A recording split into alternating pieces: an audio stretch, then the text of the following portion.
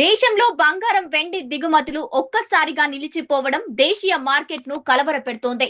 పైకి ఇది ఒక టెక్నికల్ సమస్యలా కనిపించినా లోపల ఆర్థిక వ్యూహం ఉందనే అనుమానాలు బలపడుతున్నాయి.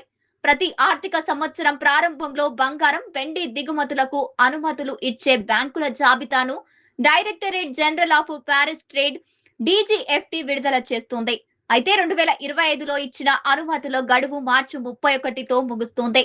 2026కి సంబంధించిన కొత్త అనుమతులు ఇంకా రాలేదు. దీంతో బ్యాంకులు కొత్త దిగుమతి ఆర్డర్లు ఇవ్వలేకపోతున్నాయి. కస్టమ్స్ క్లియరెన్స్ కూడా ఆగిపోయింది. ప్రస్తుతం 5 టన్నుల బంగారం, 8 టన్నుల వెండి కస్టమ్స్ వద్ద క్లియరెన్స్ కోసం నిలిచిపోయాయి. ఇది మార్కెట్లో సరఫరా గొలుసును దెబ్బతీసే అవకాశం ఉంది. భారత్ బంగారం మార్కెట్లో చాలా కీలక దేశం. ప్రపంచంలో 2వ అతిపెద్ద గోల్డ్ వినియోగదారు. వెండి కొనుగోలునైనా నంబర్ 1 స్థానం మనదే. ఎందుకంటే మన దగ్గర ఉత్పత్తి చాలా తక్కువ. అవసరాల కోసం పూర్తిగా దిగుమతులపై ఆధారపడే పరిస్థితి. అందుకే బంగారం, వెండికి సంబంధించి చిన్న అంతరాయం కూడా భారత్ లో పెద్ద ప్రభావం చూపుతుంది. పైగా బంగారం మనకు బిజినెస్ కాదు, అదో సెంటిమెంట్. అయితే డీజీఎఫ్టీ వ్యవహార శైలిని చూస్తే ఈ జాప్యం వెనుక ప్రభుత్వం ఉద్దేశం ఉందని అనుమానం పెరుగుతోంది. కారణం, ఇటీవలే రూపాయి బలహీన పడుతోంది.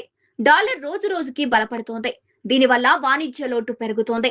బంగారం దిగుమతుల కోసం మనం డాలర్లను చెల్లించాలి. ఎక్కువ దిగుమతులు చేసుకుంటే వాణిజ్యం లోటు పెరుగుతోంది.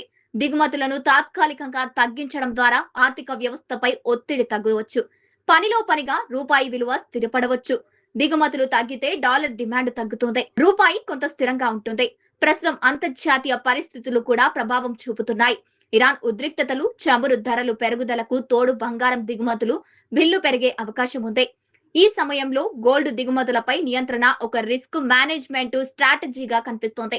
ఈ ప్రభావం దేశంలో బంగారం ధరలపై ప్రభావం చూపనుంది. త్వరలోనే అక్షయ తృతీయ రాబోతుంది. ఈ సీజన్ లో బంగారం డిమాండ్ పీక్ లో ఉంటుంది, కానీ సరఫరా తగ్గిపోతుంది. ఫలితంగా బంగారం ధరలు పెరిగే అవకాశం ఉంది. ఈ ప్రభావం మార్కెట్ పై పడనుంది. ఇప్పటికే దేశీయ జ్యువెలరీస్ మార్కెట్ల ధరలు అస్థిరతతో ఇబ్బందులు పడుతున్నాయి. వ్యాపారాల వద్ద స్టాక్ సమస్య ఉంది. భారత్ డిమాండ్ గ్లోబల్ మార్కెట్ పై భారీ ప్రభావం చూపుతుంది. భారత్ కొనుగోలు తగ్గితే అంతర్జాతీయ ధరలు తగ్గే అవకాశం ఉంది. బంగారం ధరల్లో ఊగిసలాట పెరుగుతుంది. అంటే ఇది కేవలం దేశీయ సమస్య కాదు, గ్లోబల్ మార్కెట్ ను కూడా ప్రభావితం చేయనుంది. ప్రస్తుత పరిస్థితి చూస్తే పైకి ఇది ఒక అడ్మినిస్ట్రేటివ్ డిలేగా కనిపించినప్పటికీ అంతర్గత ఆర్థిక వ్యూహం ఉండే అవకాశం బలంగా కనిపిస్తోంది.